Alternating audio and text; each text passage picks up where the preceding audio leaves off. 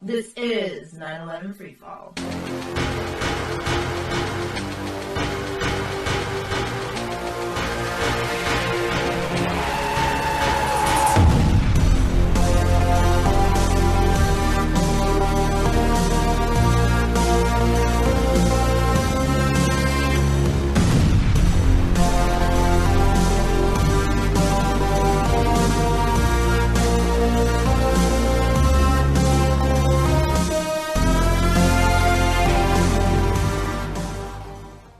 Hi, welcome to 9/11 Freefall, everyone. I'm Andy Steele, the host.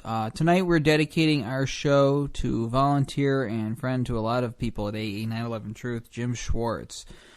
Jim passed away this week, February the 25th, and a lot of people are very shocked, very sad. I'm one of them. Jim was a really great volunteer, somebody that was a big fan of the show, too, believe it or not. I think he was like our biggest fan on 9/11 Freefall. He participated in media outreach projects, architect outreach projects. I mean, just about any kind of project that came up, Jim would lend a hand if it was needed. He was involved in the newly forming 9/11 Truth Action Project.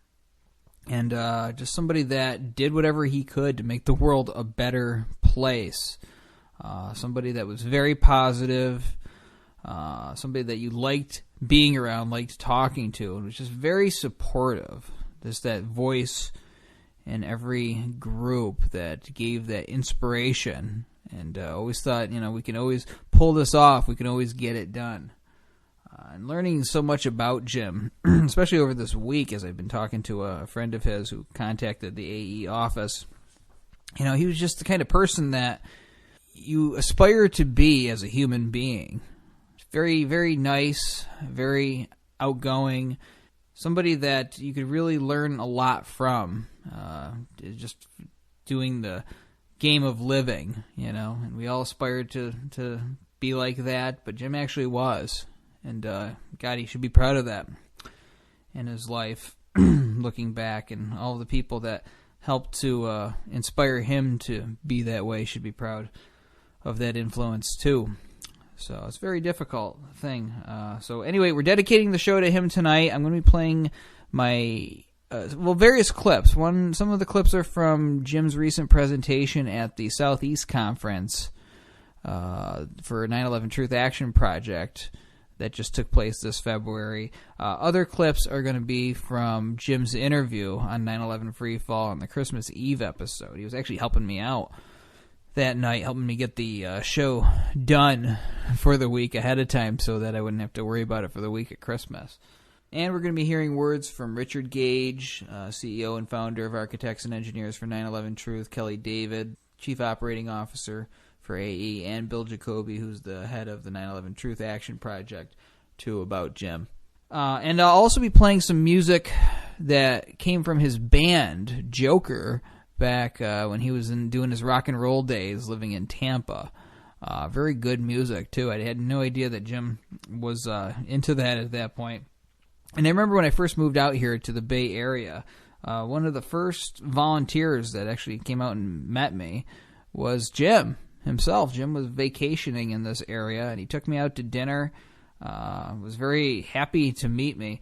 And I was very happy to meet him, too. And he, just nice, so nice that at the end of the night, he didn't even let me pay. He paid for the whole meal. So, God, we talked all that night. And I'm very glad that he was here and I had that opportunity to meet him in person and talk to him before he passed away.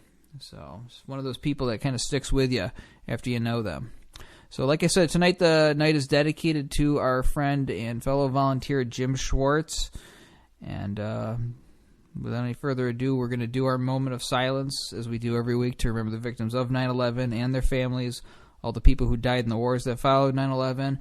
And we're also going to be remembering Jim, too, in this moment of silence as well. We'll do that beginning now.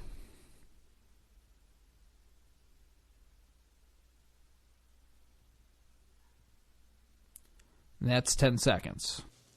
Marty, in one of her points in her opening yesterday, mentioned appreciation.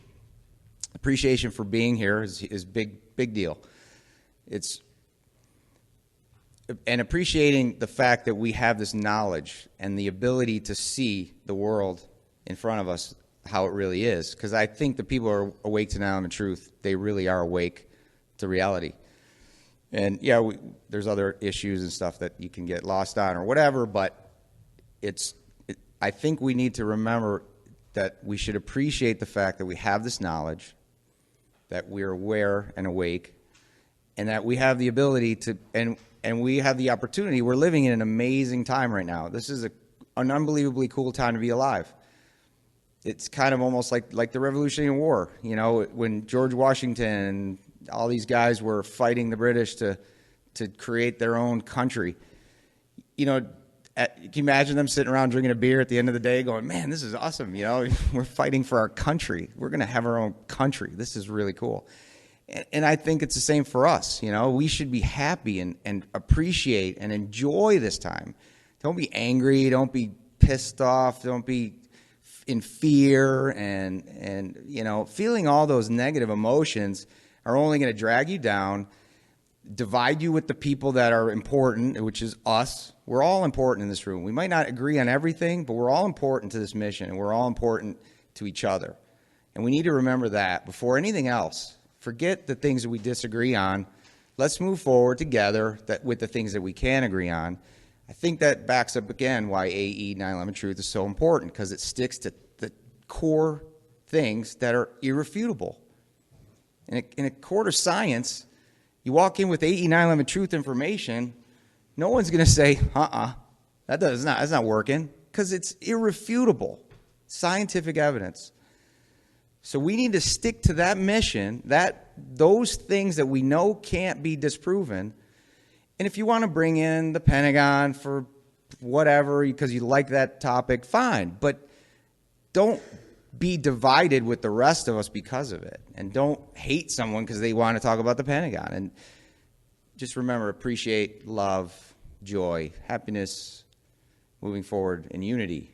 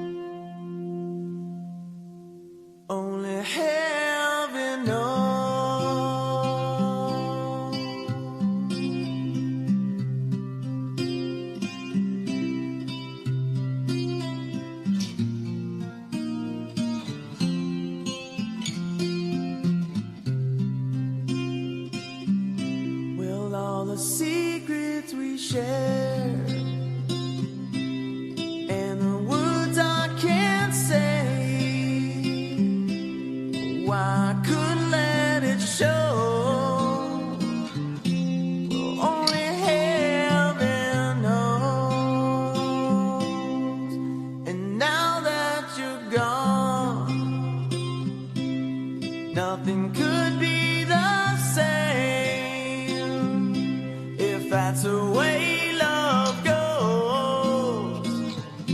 Well, only heaven knows. But if I could hold you in my arms again, I'd never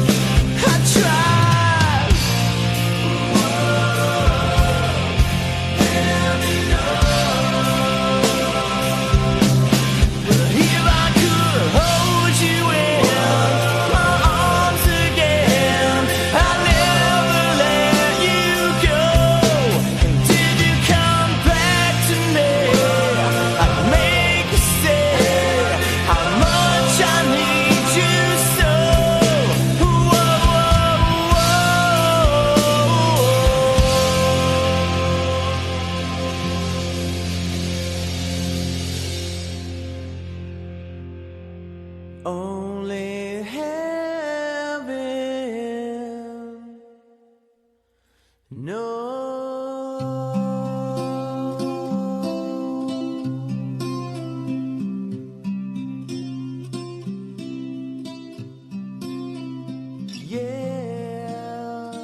yeah.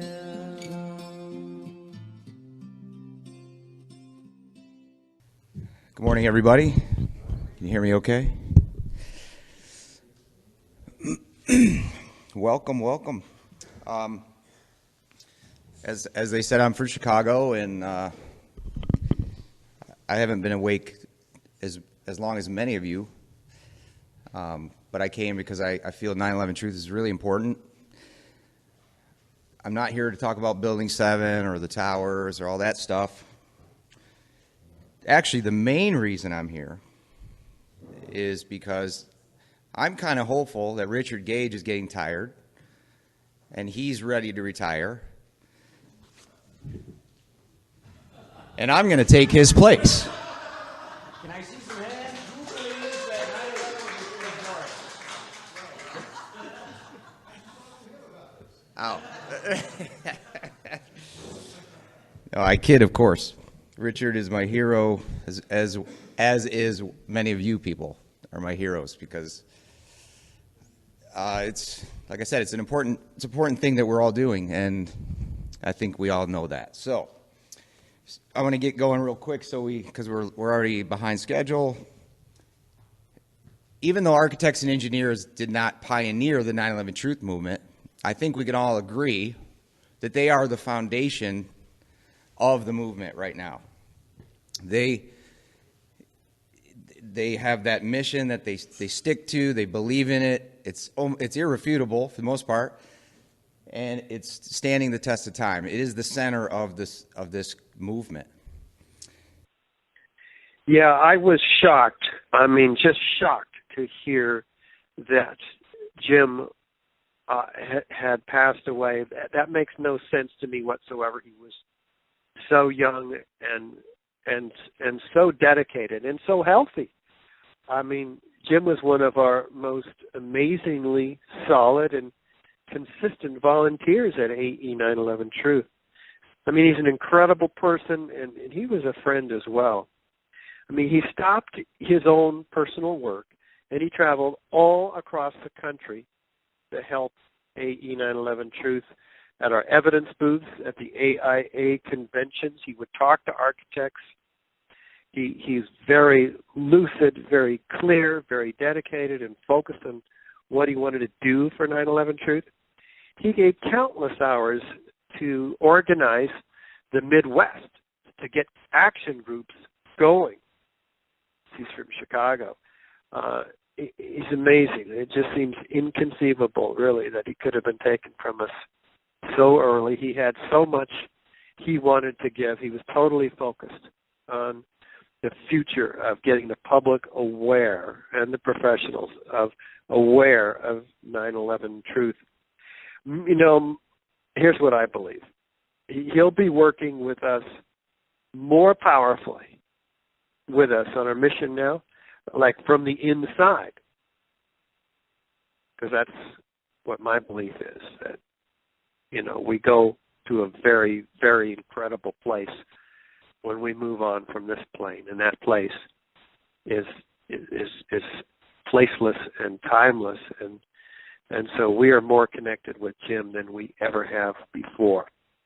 I know that the reward for his excellent service to humanity and to the 9/11 Truth mission is a even greater service that he can now provide from a higher level. And boy, do we need that service. So I welcome you, Jim, back to AE 9/11 Truth in powerful ways, and we ask you to just work through us so that we can bust out and bust through the wall of denial, because we've got a lot to accomplish here. And thank you, Jim, for everything you've done and everything you've yet to do. Architects and engineers has the goods. It's up to us, the activists, the people, to get that message out there. And in order to do that, we have to understand what's the problem. Einstein said, if I had an hour to solve a problem, I'd spend 55 minutes thinking about the problem, and 5 minutes thinking about the solutions. I decided to use that as my platform today. 9/11 Truth is the ultimate catch-22. This is kind of the urban version dictionary of a catch-22, but it's a situation in which a desired outcome or solution is impossible to attain because of the set of inherently illogical rules or conditions, or it's a requirement that cannot be met until prerequisite requirements are met, yet the prerequisites cannot be obtained until the original requirement is met. And that's kind of true in a way. It's like you can't get a job without experience. You can't get experience without a job. We need the masses in order to get our mission accomplished. We can't get the masses until we have the masses. So the good news is well, if it were really true, no one would have a job, right? So, engineers wouldn't be engineers because they didn't have experience to be an engineer, but they eventually became an engineer. So how did they get there? Well, we got to figure that out. Jim was an awesome volunteer. He did what most volunteers don't want to do. He did all of the grunt work, making spreadsheets, emailing architects beyond misinformation. He was always available to help us with whatever we needed. He was always in a good mood. He was always smiling and a lot of fun to be around, and we're going to miss him a lot. Jim Swartz is a general contractor, custom home builder with a background in structural framing. He lives north of Chicago, Illinois. He's the Great Lakes Regional Coordinator for AE 9/11 Truth. He's got a lot of good ideas and a lot of heart, and it's an honor to introduce him to all of you in the audience today. Jim, welcome to 9/11 Freefall. Andy, it's a pleasure to be here. I'm a big fan. Thank you, and I'm a big fan of you. I know that you've put yourself into a lot of the projects here going on. You're doing a great job with the local action groups, and we've been sort of doing a tour of the United States here with all of our guests, highlighting these local action group leaders and regional coordinators and folks that are out there making the phone calls and growing that base. So I guess we're stopping in Chicago tonight, and it's a great place too. I've been in it briefly. Actually, right before 9/11, I passed through O'Hare Airport on my way back from China. So that is about my experience with Chicago, but I saw a lot of it flying in, and it's a beautiful skyline. So before we get into 9/11, just give us a little bit more information about yourself. Tell us a little bit more about your background. Well, like you said, I'm structural framing background. I was a carpenter for years, building custom homes all over Illinois and Florida, actually. I started my own business building custom homes in 2002 and had a pretty good run for the most part. I love what I do, and that's really about it. I don't know what else to say in regards to that. Well, hey, you are somebody that knows how things are built, and even if it's not high-rise structures, you got an idea of what goes into putting up a structure itself. So you have a building background, and you certainly have an opinion to add to this debate. How did you wake up to the 9/11 controlled demolition evidence? What made you start doing something about it? Well, I first started entering the realm of the rabbit hole, as we call it, in the truth movement, through a book called Creature from Jekyll Island, written by G. Edward Griffin.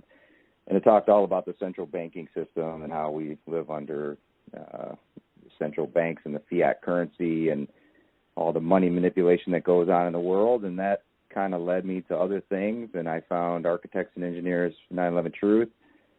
And I did a lot of research on 9/11, but I found that Architects and Engineers really had it down to the science, and they didn't go off on speculation and other tangents. So I thought, if I'm going to support something, I'm going to do it with an organization that does it from a factual, scientific basis. That's right. That's the best way to go. I advocate that every week here on the show because it's really hard to argue with the reasonable stance that we put forth. I mean, simply looking for a new investigation into what was the biggest mass murder in U.S. history, and not even the entire event, simply looking into why these 3 buildings came down in New York. I mean, it should not have happened. It was an unprecedented event, especially with Building 7, which wasn't even hit by an airplane. All right? Something like this should be studied by architects and engineers worldwide. I mean, it should be included in college curriculum for people wanting to build these buildings in the future. But instead, what do we have? We have architects and engineers largely not even knowing that this building existed, having it just falling to the dustbin of history where it would have resided had architects and engineers from 9/11 Truth not put so much focus on it over the years. Thanks to our efforts and efforts like people like yourself, more people know about Building 7, and more are going to continue to learn about it. What did you consider to be the strongest piece of evidence? Well, I think Building 7 obviously is what a lot of people call the smoking gun, and not so much the building coming down a free fall. It's the fact that not many people know about it. And when I first started researching 9/11, I found out about Building 7 for the first time. I was surprised I had never heard of it. I started approaching people in grocery stores and, at the bar or restaurants or whatever, and just asking people, have you ever heard of Building 7? And I got to say, it was like 90% of people had never heard of it. And so I questioned that almost as much as the fact that the building just comes down in just under 7 seconds. And when I joined Architects and Engineers for 9/11 Truth, I still had some doubts about, is this really real? Could 80% of America just be completely asleep and not have any idea what's going on with 9/11? And in fact, these buildings look like they were controlled demolitions.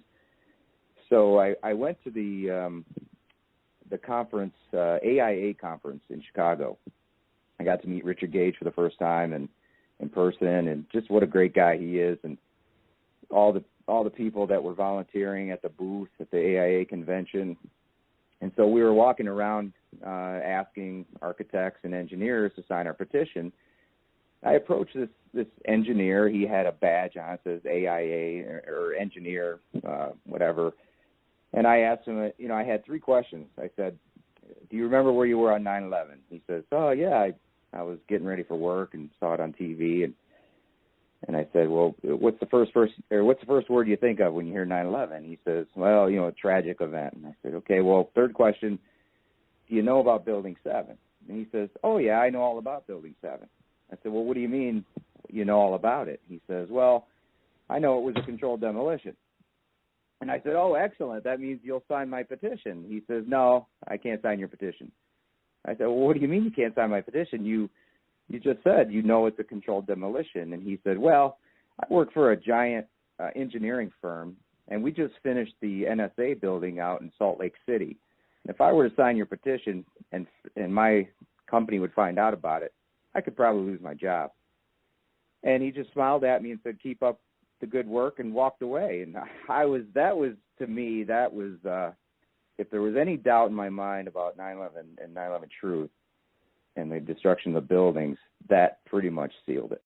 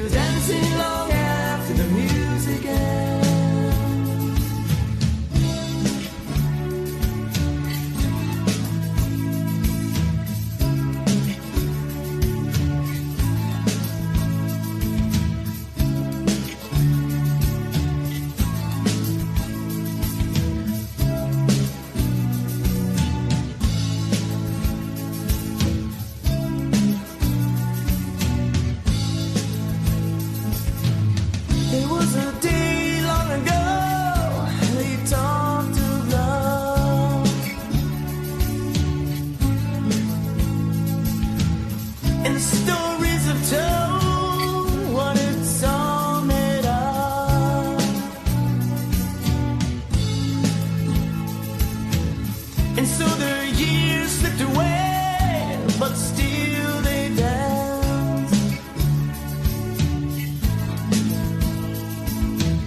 through the mysteries of fate and the irony of chance.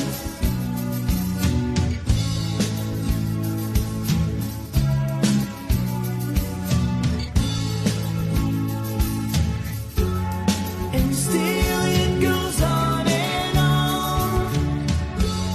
They're living the same old song. And even as night descends, they're still dancing long after the music ends. They're still dancing long after the music ends. They're still dancing long after the music ends. They're still dancing long after the music ends.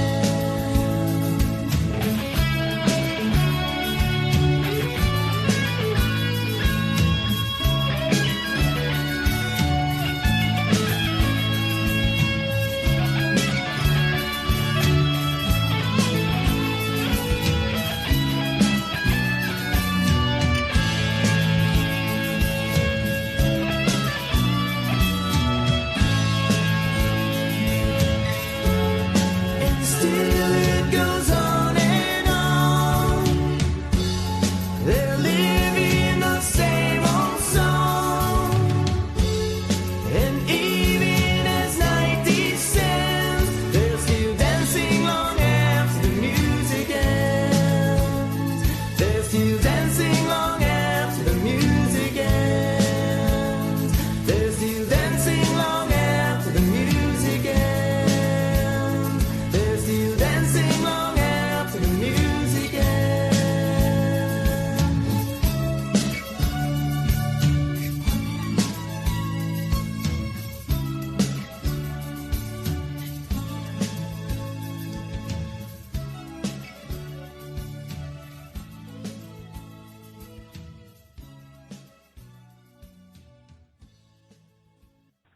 Okay, well, my name is Bill Jacoby, and at AE's request, I started working on expanding the local action group project, which is now being spun off as the Truth Action Project, the 9/11 Truth Action Project. And in the course of building our network of regional coordinators to build the grassroots organization of TAP, I met Jim over the phone. He'd already been an active volunteer for architects and engineers. And when I explained our efforts to build this grassroots organization, he immediately said he wanted to help with that too. And he began making calls around the Chicago area. At first he found it very difficult, but he persevered and has begun building a core group in the Chicago area, had begun. And he did so well that we invited him to come to the first Southeast Regional Conference of the Truth Action Project in Florida, where we asked him to be a speaker because of his experience in recruiting new volunteers. And what impressed me most about Jim was his utter confidence that we would be successful in our efforts to build a strong grassroots organization and to win a new investigation. He didn't underestimate the difficulty, but he just knew it was something that was absolutely vital. And that quality of his and that quiet confidence was inspiring to me and the other regional coordinators. So we're all resolved to build on his example and make sure that the efforts and the dreams that he shared with us about winning 9/11 Truth will ultimately prevail.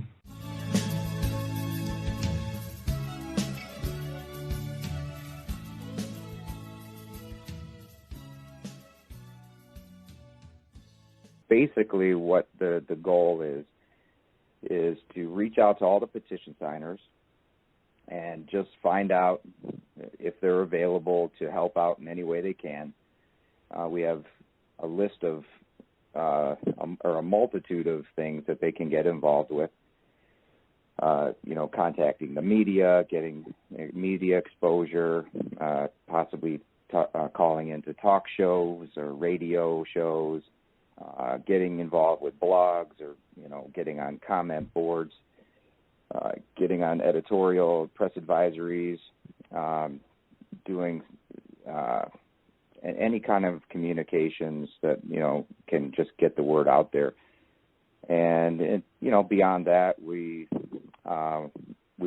urge them to call their senators and congressmen to try to get these 28 pages declassified.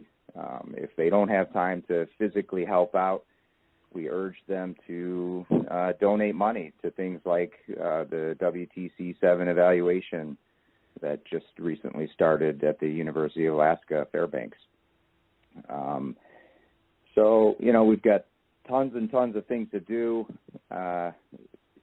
Like you always say on your show, I do hear you say this a lot, is just doing the small things. Is, if it's just a tiny little thing, just do it. And the good news is we're reaching a lot of people that are absolutely interested in helping out. I'm feeling like this surge of interest in people getting involved. So I don't know if it's some sort of 7-year itch or whatever, but it's definitely happening. Well, there's a lot going on in 9/11 Truth, too. I mean, we got the Beyond Misinformation booklet printed. That's something new that people can pass around, can even give away here in the holiday season to other people. And it's a very exciting thing. A lot of people are buying it. It's an opportunity for people to sit down and read this at their own pace in the midst of doing other things. You don't got to pop a DVD into the DVD player and sit through a movie. You can just read at your own leisure. Now we got this WTC-7 study going on, like you said, and this is going to be a game changer. I think this is something that I know this is something that the supporters have been asking for years, and I think this is what the other side is afraid of, because once we have this information out there and it's going to be fully transparent, the audience, the supporters out there can participate in the analysis, give their input on it. NIST is going to be forced to either acknowledge it or, if they criticize it, at least ours is open and transparent. Why don't they release their data? All right, who are you going to believe? Are you going to believe the people whose analysis is open and you can check their work, or are you going to believe the people whose analysis is kept behind a glass, or not even a glass box, a metal lead box, because they're worried about it jeopardizing public safety if they release it? So there's a lot of things to be excited about out there in the world and for 9/11 Truth. And we just need volunteers doing the kind of stuff that you and your troop are doing in the Great Lakes region. It's calling people, doing those small things well every day to get the word out, sending the Beyond Misinformation booklets out, forwarding the PDF to everybody that you know. This is what's going to win it for us, just this constant beating at the opponent's trunk here, and just hitting them in the arms and waiting for their arms to go down so you can finally get the knockout punch later. And that will come. So what is the 9/11 Truth environment like out there in Chicago? I mean, you mentioned that you're able to get a good number of people interested. Is there any hostility like there was years ago? Has it changed when you speak out to people on the street? I find mostly, right now we're targeting petition signers, so most of those people are obviously very receptive and very open and willing to help out.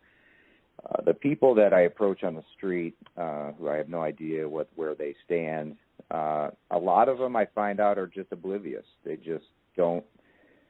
It's like it's not even on their radar. It's never even something they think about or talk about.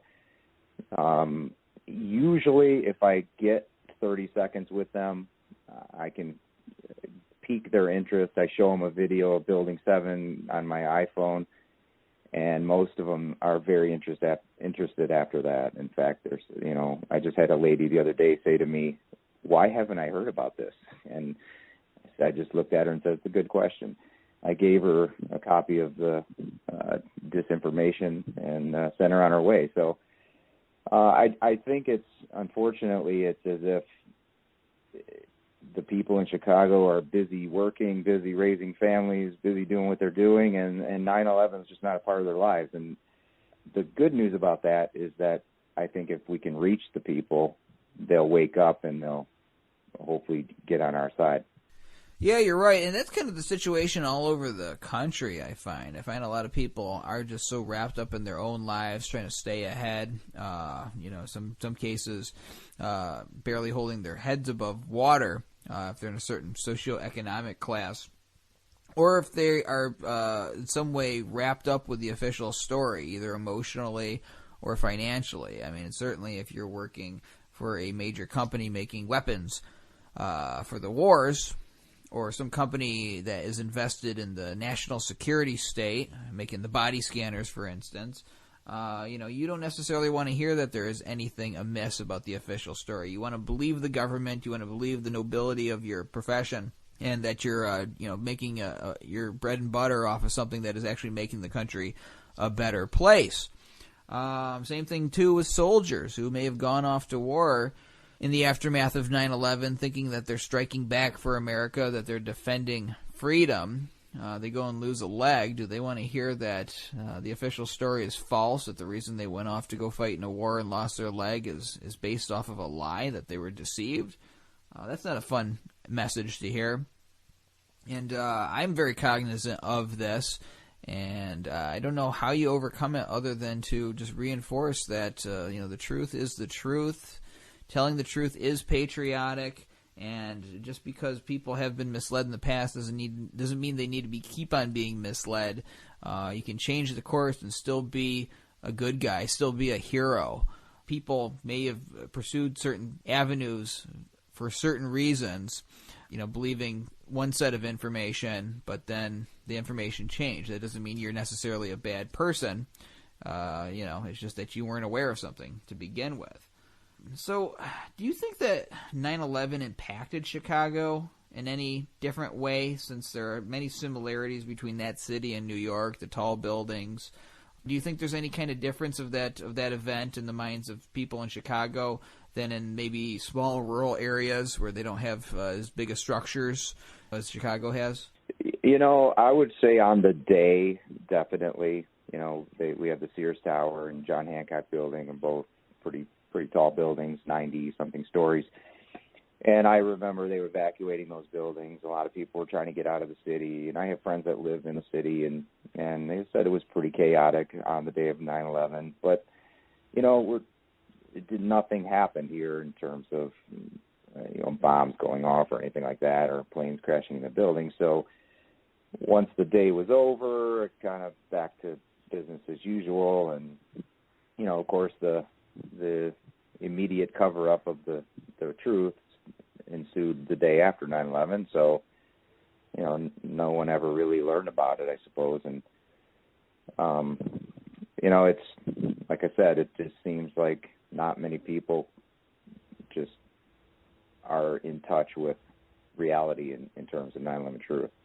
Now, since you build structures, you build homes, obviously you got to be aware of these things, and I think it's very interesting, the argument that's been put forth that firefighters are unsafe in tall steel frame structures because, according to the new reality that's been presented to us by National Institute of Standards and Technology, random fires and a few thermally expanding beams can push a girder off of its seat and bring the building crashing down on their heads. And, this may not impact local rural areas that don't have giant tall structures, but in Chicago you have the Sears Tower, you have all the other high-rises there. What do you think about that argument and this new reality presented by NIST that random fires can put firefighters' lives in danger if they go and try to fight the fires? Well, it's just simply nonsense. I mean, these buildings are built with all the safety factors involved. Of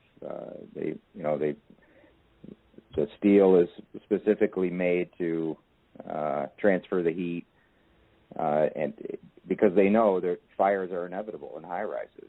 They happen all the time. In fact, I know that several fires happened in the World Trade Center before 9/11, and they still stood. So, I've in the home building business that I'm in around Chicagoland, there's no land left. You can't just buy an empty piece of property and build a house. So a lot of times what happens is you buy an older home, an existing home, and you tear it down, you build a new one. and I've actually physically done it myself. I've operated the excavator, the equipment to demolish houses. And it's amazing the strength of just wood, just 2x4s and 2x8s and 2x12s, stacked on end. You have to bang on them with this machine before they break, and we're talking about wood. You start adding steel to the mix, and it's structurally made to be so sound that it could never just collapse. Even with fire for hours and hours, steel just does not collapse due to fire. It's just a simple fact. Can't happen. Well, no, I mean, in such a perfect way, too. I mean, what we should have seen from the Twin Towers, or even in particular Building 7, is that a fire breaks out and it leaves the structure still standing for a long time. Pieces of it may fall away here and there, but overall you should still see a steel skeleton standing there at the end of the day. That's what we have seen historically from high-rise fires. But now we're left with this new reality that is so ridiculous to try to explain off this obvious controlled demolition that doesn't deal with the consequences of this new reality. It's kind of like in courtrooms, whenever you set a judicial precedent, now it affects law forever afterwards because you've set that precedent. It either gets overturned or there's a new interpretation of the law.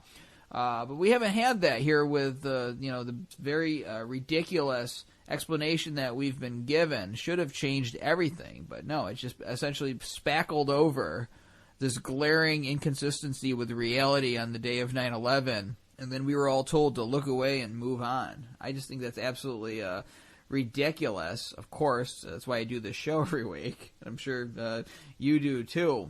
But it's just hard to get people to take a look at that. And most times, though, when they do take a look at it, they end up agreeing with us. So there's people out in Chicago right now who may be listening to you and want to join up. And each local group is different. Some people have different ways they want to be contacted. So if they want to join up with you and help out, how can they do that? Well, you can contact me through the Architects and Engineers website. I can be reached anytime, and definitely would love to have anyone who's listening drop me a line. I can send you a list of actionable items that we're handing out to people, and I kind of take this from you, Andy.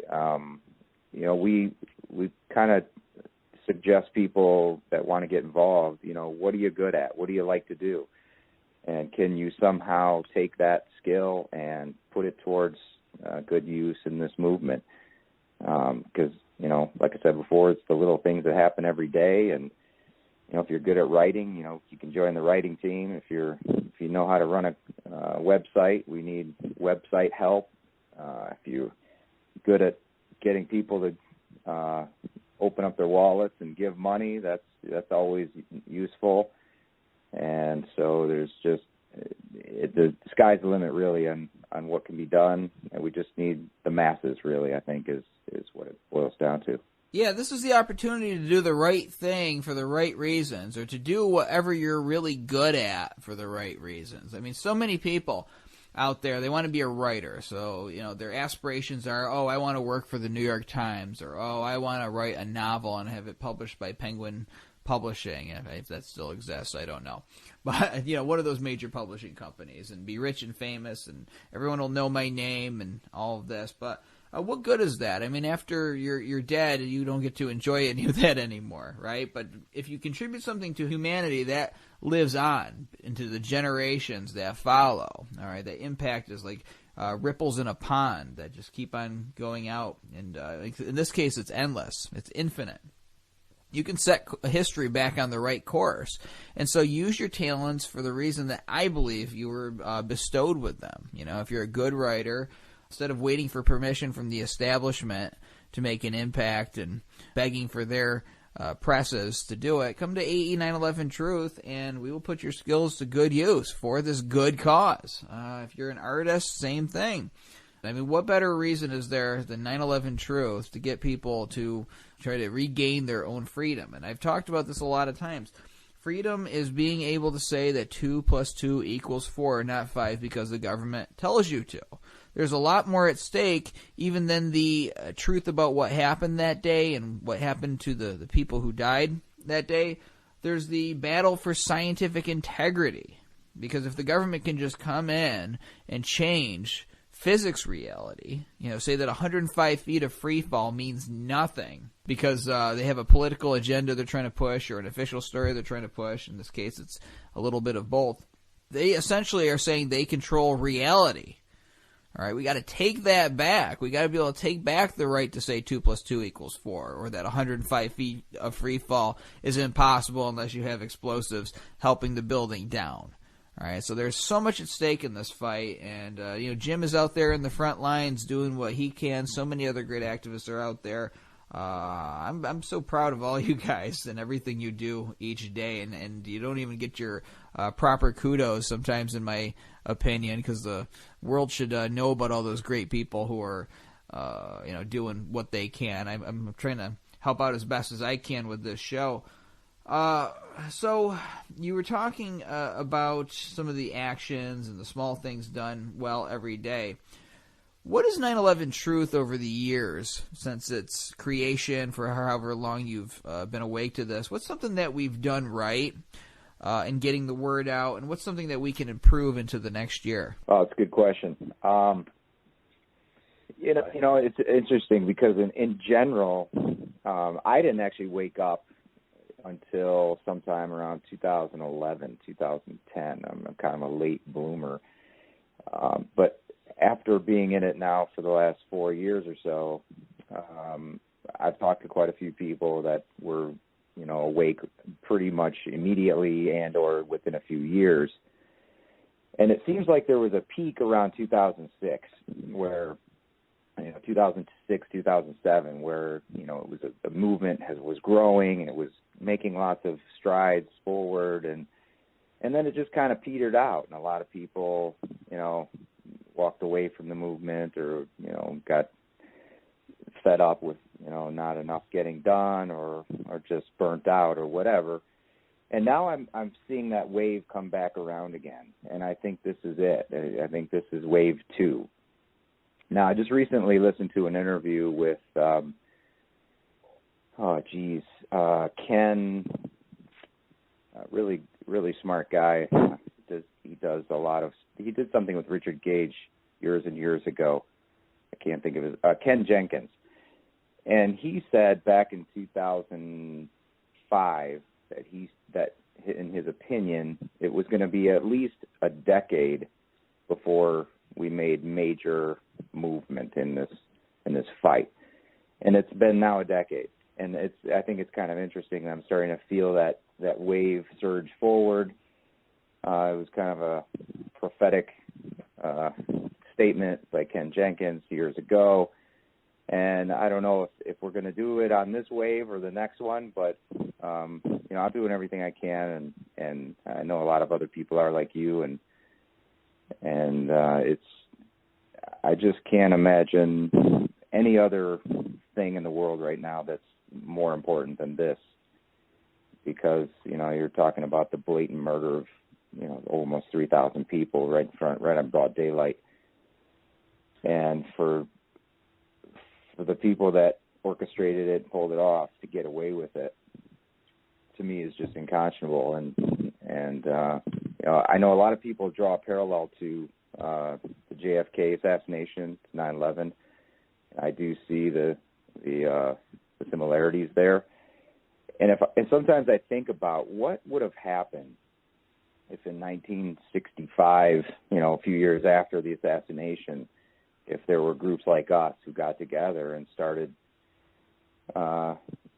exposing the lies of the JFK assassination, and what would have happened if they actually came forward and proved that it was, and where would the world have gone? What direction? And I just can't imagine the things that were happening now in the world would be happening if that would have happened. And so now is our chance. We're getting a second chance to make a difference in the world, because this is a world issue. What happened on 9/11 has created war after war, and I just read recently 174,000 civilians died in Iraq between 2003 and 2015. 174,000 civilians, mostly women and children. And this is a direct result of 9/11. That doesn't count Afghanistan and Libya and Yemen and now Syria and eventually Iran and who knows what else. So, you know, some people kind of scoff off 9/11 truth and say you guys are idiots or whatever, but the science proves that it is what it is, and the implications are just monumental, and I can't sit by and just not do anything.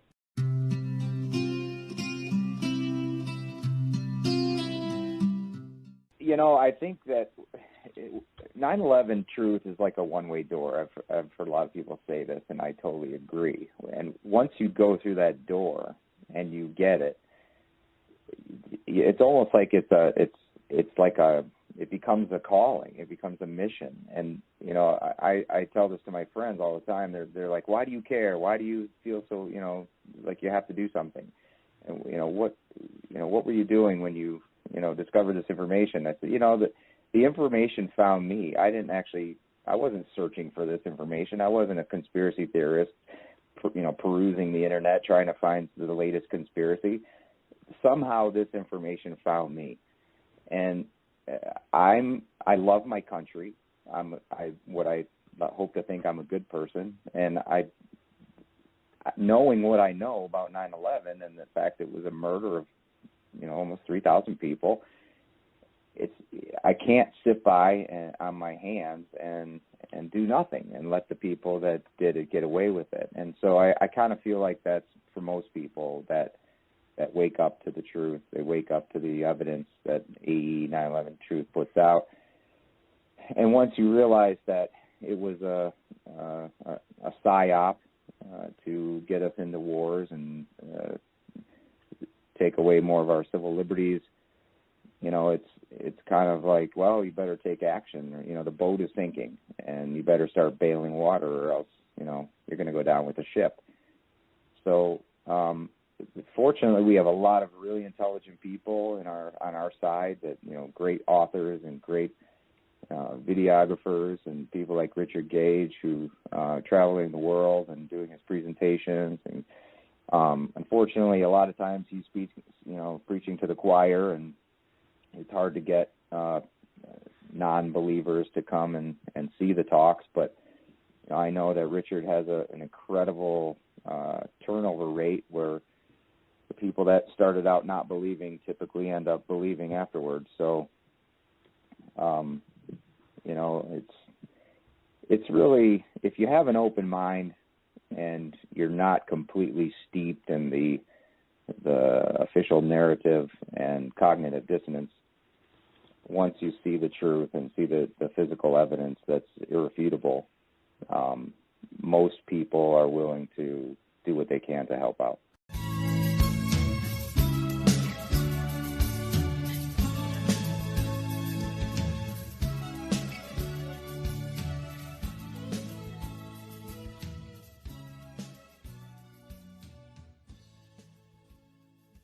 All right, folks, we lost a really great guy here, as you can tell listening to this broadcast, but I agree with Richard Gage and what he said, that Jim is in a higher place where he can do us a lot, even more help from his position. So way to go, Jim, and I know you're going to be in my thoughts and thoughts of a lot of volunteers who knew you as we move forward and pursue our goal and make your dream come true, too, of getting this new investigation and making the world a better place. This program's on every Thursday night on No Lies Radio at 10 o'clock Eastern, 7 o'clock Pacific. You can also download MP3s of this show from the Internet Archive by going to 911freefall.com. This is Andy Steele saying have a great week and good luck.